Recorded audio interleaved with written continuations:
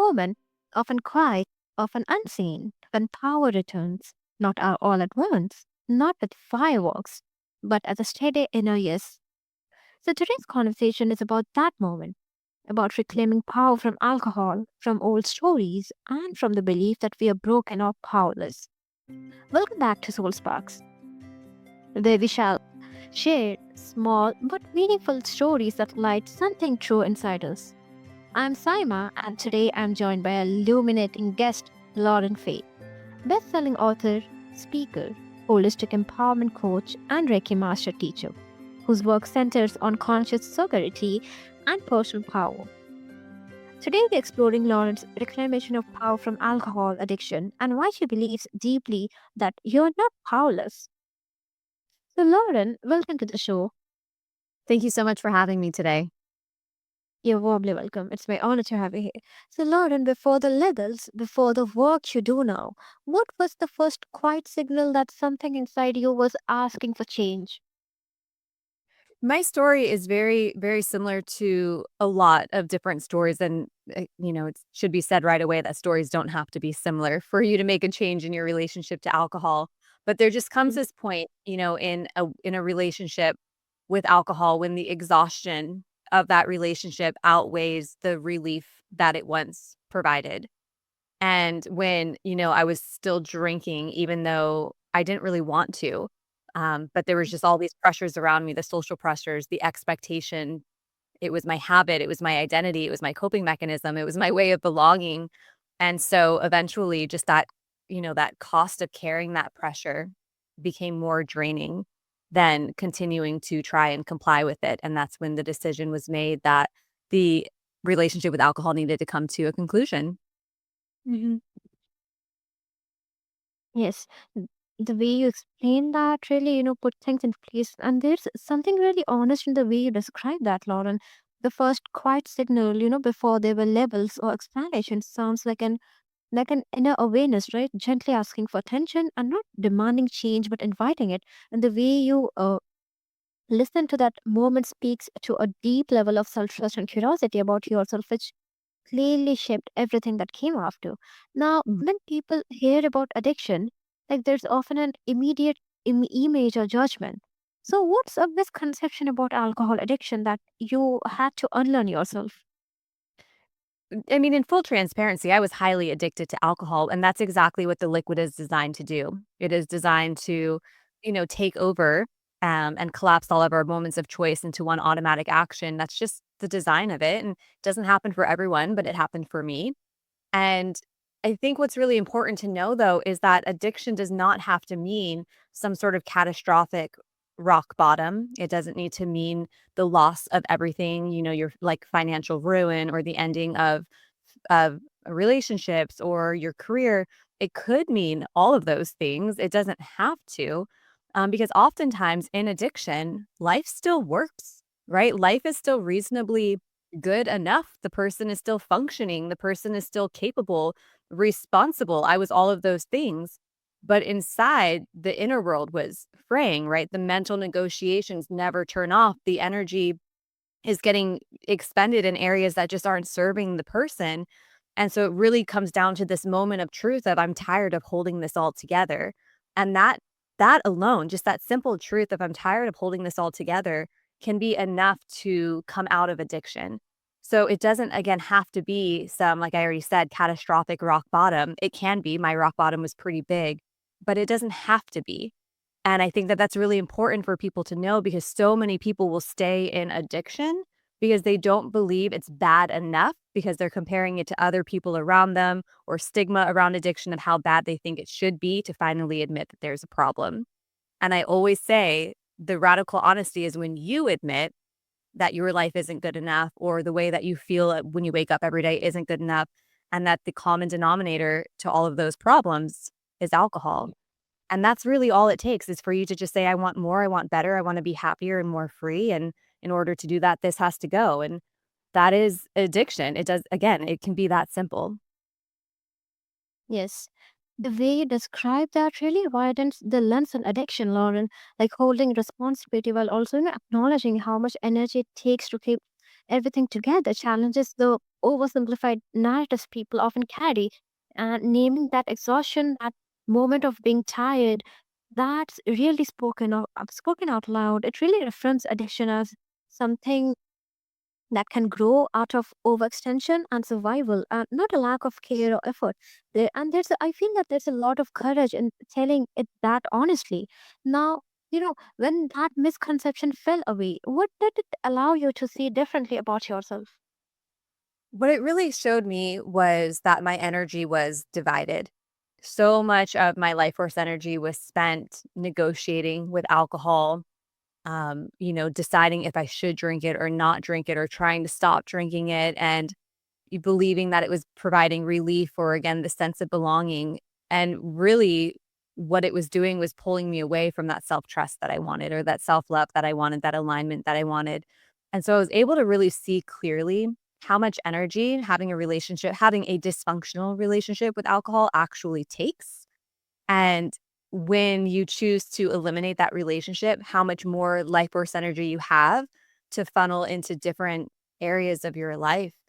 It really just was such an eye opener to me how drained I really was, how much of my joy I was sacrificing and my satisfaction and my fulfillment I was sacrificing because I just was unaware how much energy it actually takes to try to sustain a relationship that is unsustainable, quite honestly.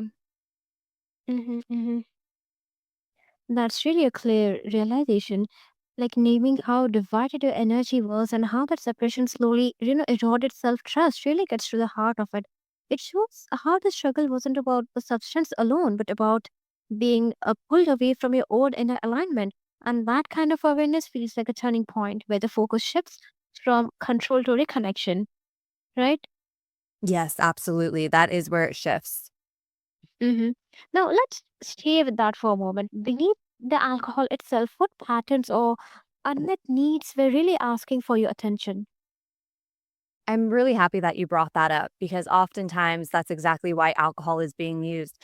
Again, there are many people in this world that can drink alcohol completely, air quote, normally and responsibly and not suffer any of these repercussions. But alcohol is designed to be a depressant. And so it's usually used to cover up feelings that we don't want to feel, right? To suppress the feelings that are too big that we don't want to feel.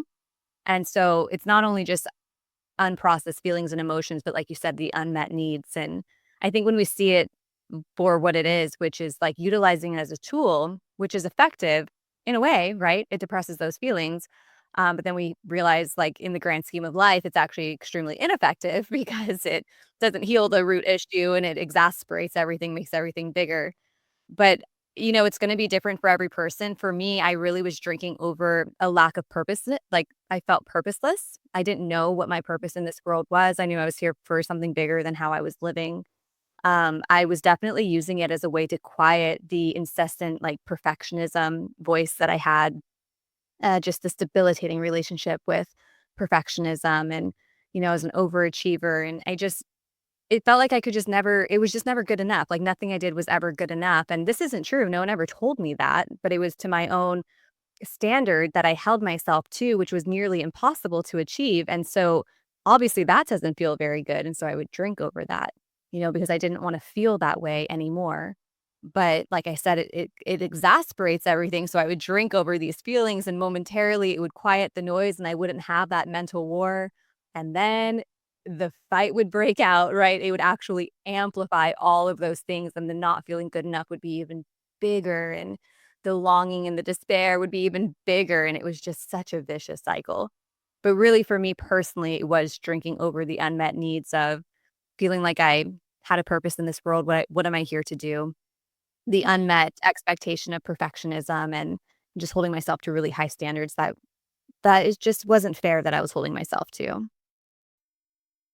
Yes. And the way you name that takes a lot of courage, honestly, Lauren. Like recognizing alcohol as something you were using, like you said, as a tool, and then realizing it could never meet the deeper need of feeling good enough brings so much clarity and self compassion into the conversation. Like you're not minimizing the pain, but you're also not shaming the coping. You're telling the truth about what it was really trying to do for you, and that honesty is really powerful. So, how did listening to those needs change the way you related to your inner voice? Well, I just really love that you use the word compassion because, you know, Mm-hmm. I don't believe that humans actually set out to hurt themselves. Like, clearly, I was hurting myself with alcohol, but I didn't intend to hurt myself. Like, I didn't want to be hurting myself. I was doing it because I actually believed it was a tool that was helping me. And so the compassion comes in hindsight, right? When you pulled yourself out of that relationship and you get to see it from a different perspective of like just so much compassion for the woman in me that was just, seeking and searching and reaching for anything that could possibly make her feel better. And that tool that I chose was alcohol. And so I just really love that you said that because it's not shaming myself or, why did you do those things? It's like, oh, I see you, little girl. I see you just trying to figure out your way in this world. I see you just trying to find any tool that's going to make you feel better than how you feel. And we know now that that tool doesn't work, but it's okay, and it's just a learning lesson. And I love coming at it from that perspective. Our inner voice is it's just such a powerful guidance system and it's very wise and it helped me trust it again. So, something that I say often is when one enters into sobriety, they often enter into this new way of living with a really empty trust bucket. And it can be as simple as because every single time you said you were not going to drink anymore and then you did drink, you're breaking your own trust. And the more and more that you break your own trust, the more that you're going to disconnect from that inner voice. Like, how can it be trusted if you're not strengthening the muscle of actually listening to it, honoring it, and following through with it? And so in my sobriety, I was able to just really, get still long enough to hear that I have a very wise inner voice that's coming through and she wants to help me. She wants to guide me in the right direction and she has my best and my highest good in mind. And so I have a very loving kind relationship with my inner voice now and also a lot of forgiveness to myself for quieting her for as long as I did because I just didn't know better. But now I do. And that is just the whole point of learning through your lessons. I didn't know then, but I know now. And so now I'm going to do it differently. And so now I have a very connected relationship to my inner voice. Yes, the way you describe your inner voice feels really, really alive and wise, Lauren. Like naming it as something that wants to help and recognizing that how trust can be broken and rebuilt over time really reframes the relationship over we have with ourselves. It's really powerful to hear how reconnecting with that inner wisdom, like you said, wasn't about forcing change, but about restoring a partnership with yourself that had always been there. Yes, exactly. So in everyday life, how did this loss and then reclamation of power actually show up in your decisions, relationships, or sense of self? It really does trickle out into all areas of life and into all of our bodies, our, physical, emotional, mental, spiritual bodies.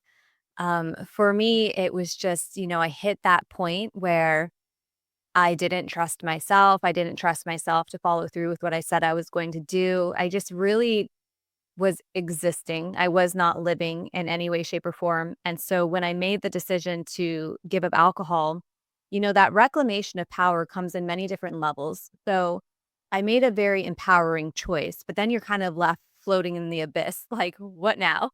you know, what do I do now? So the choice to stop drinking alcohol and to actually stop drinking alcohol made me feel very, very, very powerful because I finally followed through with what I said I was going to do. But then it also left me very confused. What do I do as a woman who doesn't drink alcohol? What's my identity now? How do I show up in this world? And so that reclamation of power takes time. It takes the repetition of practicing the new alcohol-free identity. It takes, the repetition of continuing to follow through with what you said you were gonna do, which for me, it was my decision to be alcohol-free, and so every moment of every day, continuing to honor that choice. And then over time, that reclamation of power just felt bigger and bigger and bigger because I was confident in the identity of an alcohol-free woman. So I never second guessed my decision once I made it, so that made me feel really powerful. But I didn't necessarily feel very powerful as a woman in this world who didn't know what to do with herself when she didn't drink alcohol, and that took time. And I think that again is built through that repetition and through the strengthening of your confidence in the identity of someone who shows up in this world as for me as a woman who does not drink alcohol. That's really remarkable. And that's such a profound insight indeed. Like naming the point where self trust had been lost and then noticing how reclaiming your power after giving up alcohol came in a completely different form really shows the depth of that journey. And I really like how emphasize that recognition takes time and that honoring each choice along the way is a part of rebuilding that trust. It makes the transformation feel real and lived and not just theoretical. Now, was there a moment where you realized I'm not responding differently now? Yeah, I mean, I could tell right away, for starters, I wasn't numbing out those big feelings, and so responding differently, one way that showed up for me immediately was just feeling everything and kind of having to learn how to exist with that, learning that, our emotions don't hurt us. Like, emotions are just, you know, sensations in the body. What really hurts the human is the actions that they take in response to those emotions, and I was doing it through drinking alcohol. So one of the ways that, I just felt different immediately was like, wow, I'm a full spectrum woman. Like, I feel the highest of highs and I feel the lowest of lows, and I'm going to feel all of those and not not quiet them anymore with alcohol. Other ways that I responded was just, there was a lot of confusion. So it's like you would think that everything is going to be really high and really positive, but there's just so much confusion in the beginning too. And so I also responded with that. What do I do now? Who do I want to be now that I've taken this thing out of the way that has been stopping me from designing the life I want to live? So following that confusion is actually this like reality of, oh my gosh, well, I can do whatever I want to do and be whoever I want to be. Like, I don't have this thing holding me back anymore. I can actually create, design, and live the life I want to live. So that's one way that it showed up as well. And then also just I've always been a very kind, highly sensitive, very compassionate, empathic woman.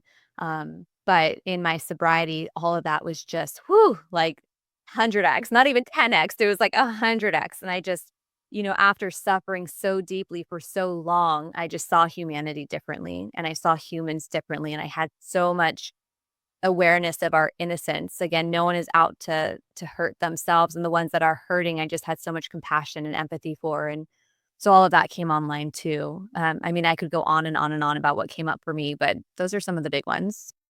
I really like how clearly you articulated that, Lauren. Feeling everything without numbing it shows such a deep shift, honestly. Like recognizing that emotions themselves aren't the problem, but the actions we take in response are what carry consequences, absolutely. Kudos. And that distinction is so freeing because it allows for presence and awareness instead of avoidance. I completely agree with that. Now, for someone listening who feels stuck in self doubt, what would help them move from relying on willpower or to making conscious, aligned choices? It really does come down to just making a choice. So someone who's stuck, I really believe the first, like, I don't want to use the word step because I don't want to make it sound like there's steps that you have to follow, but one of the first actions to take is to see if you have even the smallest bit of willingness inside of your body to believe that your life could be different. Because especially with addiction, there's this common misconception that you're stuck in addiction, that once you're in addiction, you're in addiction. That's just who you are, that's how you live. And obviously, I'm living proof that that's just not true. But not everyone gets out of it. And I think that the ones who don't get out of it are the ones who don't believe it's possible for them to live differently. And so I was highly addicted to alcohol, and yet I still believed that I could live a life better than the life I was living if I stopped drinking alcohol. So that would be the very first thing I would say is just have the willingness to believe that it can be different, because once that willingness is there, you can, you can crack open the door, you can throw open the door to infinite possibilities, where you start to see and believe that things can be different. And once you have a little bit of that belief fueling you, then you'll start taking the aligned actions in order to get there. For me, it was stopping drinking alcohol. For someone, since this conversation is revolving around it, it might be the same for them. It's like, okay, so the next aligned action I need to take is to learn how to, end this relationship, is to learn how to eliminate the alcohol from my existence so that I can actually start living a different way. That perspective is really profound, Lauren. Highlighting the willingness to believe that life can be different shifts the focused from force and struggle to possibility and openness. Honestly, it's such a subtle but powerful change, I would say, moving from, you know, trying to control outcomes with sheer willpower to creating space for conscious, aligned choices. And that willingness itself becomes the catalyst for transformation. It reminds us that real change begins not with doing more, but with believing that a different way of being is possible, right? Mhm. Yeah, it's sometimes when we see that we want something different and we just hit the ground running and we go all in and then we burn ourselves out and we just don't have the energy reservoir to fuel that yet after so much depletion through alcohol. I really think just this, I don't think it should be slow necessarily in terms of eliminating the alcohol. I believe that if you can safely stop drinking without needing, a medical detox or medical supervision, then obviously we want to just get it out of your life as quickly as we can. But not everything, we live in this world of instantaneous results, right? We live in a world of same day delivery. And so we think something's going to happen really, really fast. And so sometimes we just have to ease ourselves into it and go slow and just take it one little, micro shift at a time. And I think that's really important to remember too, is just because you stop drinking alcohol, your life isn't going to radically change overnight, but your life is going to change and it will significantly, get better if you keep putting efforting in towards it every single day. Absolutely. That's a powerful reminder. So, as we close up, Lauren, for listeners who feel a spark from this conversation and want to connect with your work, where can they find you? I think the best way to connect with me actually is I just published a book. It's called Blurred Lines: My Reclamation of Power from Alcohol Addiction. P.S. You are not powerless. It's a very raw, honest account of my downward spiral and my addiction to alcohol, and then that reclamation of power on the other side. And that can be found at blurredlinesbook.com. It's a great read. It's a great way to just see yourself in the words and to feel that there is hope on the other side of this addiction and that there is liberation on the other side. And so blurredlinesbook.com is the best way to get into my orbit. And I'm also very, somewhat active on Instagram, which is at Lauren Fay Coaching. And I love starting conversations in the DMs on Instagram. Noteworthy. So, thank you for spending this moment with us on Soul Sparks. And listeners, if something in today's conversation stayed with you, let it, reflect on it, share it with someone who needs the reminder. Until next time, trust the quiet power already within you.